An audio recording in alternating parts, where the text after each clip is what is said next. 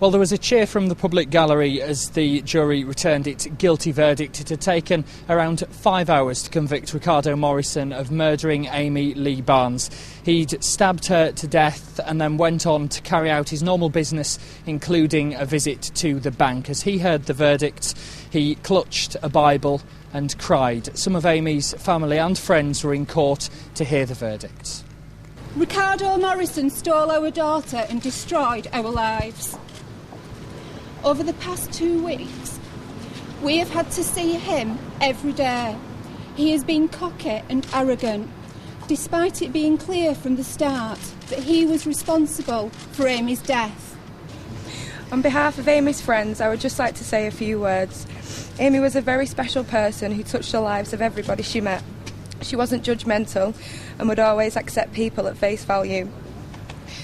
We always remember the sweet, beautiful, talented and no amount of punishment will make up for what Ricardo Morrisson has done. At the age of 19, Amy Leigh Barnes' career was starting to take off. She'd worked as a model and had parts in Grange Hill and Hollyoaks. But last November, the talented actress had her future snatched away. Ricardo Morrisson slashed her face and stabbed her 9 times. The pair's relationship had broken down. They'd exchanged a series of texts, Amy sending one that morning: "You punched me, sprayed aerosol in my face and slammed the door into my arm." Another one: "I hate you, just go away." Morrisson replying, "Evil bitch." He'd gone to the bank in Bolton town centre. Arriving, he noticed Amy had had his phone cut off. The court was told he then returned here to Farnworth and Amy's grand's house, where they'd both been staying. Amy had already made a phone call to say that she was locked inside after he'd left, and her parents were on their way to get her.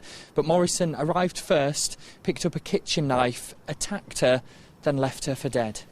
As she lay injured on the floor, she called 999. "I'm dying. He stabbed me to death. I'm dying. Please help me." The operator asks who. She replies, "My boyfriend. I'm going. I can't see." A short time later, Morrisson is caught on CCTV visiting a bank where he needed to move money for a mortgage payment. He then travelled to his mum's house in Birmingham, where he washed his clothes. Morrisson refused to answer questions in police interviews, simply saying no comment to any questions put to him. The only reaction officers got was this, as they played him the harrowing recording of Amy calling 999 to say she'd been stabbed and he'd done it. This was a brutal murder. Morrisson repeatedly stabbed the person that he was supposed to love, causing the horrific injuries that led to her death. He is a very dangerous individual indeed. Amy was her parents' only child, and her death has devastated the whole family and all her friends. Well, Ricardo Morrisson's mother was also on trial here. She was found not guilty of assisting an offender. Wearing just a blue string vest and trousers and staring at the ceiling throughout, Ricardo Morrisson was sentenced to life in prison and will serve a minimum of 24 years before he is considered for parole. It was also revealed that he had a history of violence against women. He had previously been convicted and cautioned for assaulting an ex-girlfriend. The judge told him that he was dangerous beyond words, saying, "You are an evil man with nothing to commend you." Amy's death devastated those who knew her. Her grief-stricken family have been speaking to us to relive their ordeal last November. I wish that I'd kept her on the phone. Or I think maybe if I told her to hide, I should have said hide.